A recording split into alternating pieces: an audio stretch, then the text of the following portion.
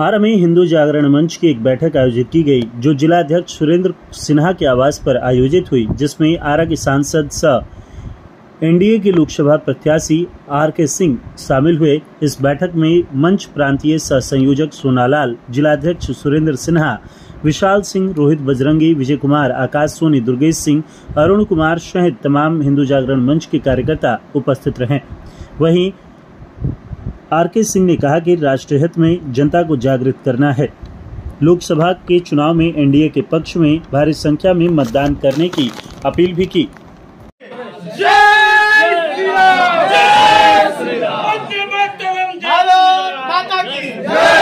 भारत माता की जय, भारत माता की जय, नमः पार्वती पते। चुनाव का आरा के लिए कुछ खास जो होगा ये बताइए सर। कुछ विकास बना अंधकार। तो इस बार कुछ बड़ा बदलाव होगा सर क्या, यदि आप आते हैं तो एक बार फिर से? हम लोग की कुछ आकांक्षाएं बाकी है। एक तो नहर का पक्कीकरण, दूसरा हम लोग का रिंग रोड स्वीकृत हो गया, वो बन जाएगा। एक आरा से लेकर के पूर्वांचल एक्सप्रेसवे तक कनेक्टिविटी जी, ताकि यहाँ से लोग सीधे 7-8 घंटे में दिल्ली पहुँच जाएं।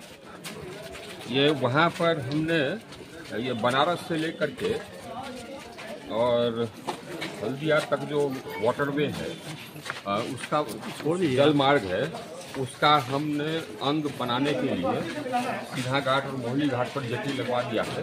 लेकिन उसका कभी कुछ और विकास नहीं है, उसको विकास कर लेंगे ताकि हम लोग उस वाटरवे के अंग हो जाएं। जितने भी हमारे खेत हैं वहाँ तक हम बिजली पहुँचा रहे हैं, एग्रीकल्चर फीडर, वो एग्रीकल्चर फीडर हम पहुँचाएंगे। मोटा मोटी ये सब है। ज़्यादातर गांव में हमारी योजनाएं पहुँच गई है। जो शेष काम है वहाँ पर हम अपनी योजना देंगे। यही सब चलिए।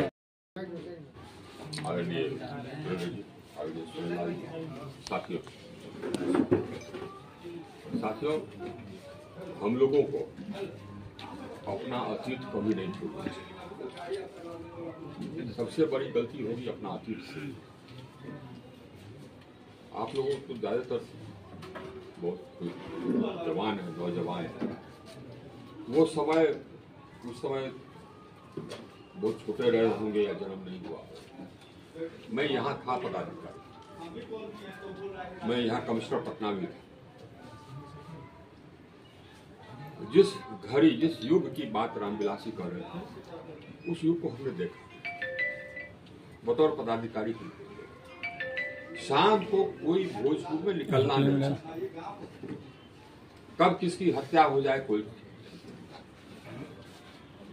ये माओवादी लोग जो कि अपने आप को अभी माले कहते हैं, ये लोग ऐसे हैं जो कि उस समय कहा करते थे कि चीन के कम्युनिस्ट पार्टी का चेयरमैन उनका चेयरमैन। ये लोग जबरदस्ती लेवी लगाते थे। लेवी, ईटा का भट्टा है, इतना पैसा दे दो, फलाना काम है, इतना पैसा दे दो। ये किसी के खेत पर लाल झंडा गाड़ दिया, यहाँ खेती नहीं होगी। एकदम आतंक का राज ये बताए थे, आतंक का राज। अगर ये फिर आ जाएंगे तो हम लोग का जिला एकदम बिल्कुल फिर अंधकारमय हो जाए। खतरा इस बात की, ये तो है इस जिला का। देश का सोचिए, देश में आजादी के बाद से लेकर आज तक जो ताकतें सरकार बनाती रही, वो ताकतें धर्म के आधार पर पॉलिटिक्स करती रही, वोट बैंक की पॉलिटिक्स करती रही। इसी कारण 370 भी लगाए। एक देश में एक क्षेत्र को अलग संविधान, अलग झंडा, एक प्रदेश। हम लोग का देश गरीब देश माना जाता था। ये हम लोग की सरकार आई, नरेंद्र मोदी की सरकार आई तो 370 हटा। हम आज दुनिया के 5वें सबसे बड़े अर्थव्यवस्था हो गए। अपने वोटर को कहना है कि बाहर जो भी है, हैदराबाद में, अहमदाबाद में, कहीं भी, बेंगलोर में, सबको बुलाओ और सवेरे लाइन लग जाना, क्योंकि उसका वोटर तो वोट कर दे, माले का वोटर वोट कर दे, लाइन लग के वोट कर दे। हम लोगों को अपने वोटर को निकालना, लड़ाई ये है। और लड़ाई है भविष्य, भारत के भविष्य, इस जिला के भविष्य। इतना ही लड़ाई ये है कि अब देखिए, हम लोग की पार्टी भारतीय जनता पार्टी 10 साल रही है सरकार में।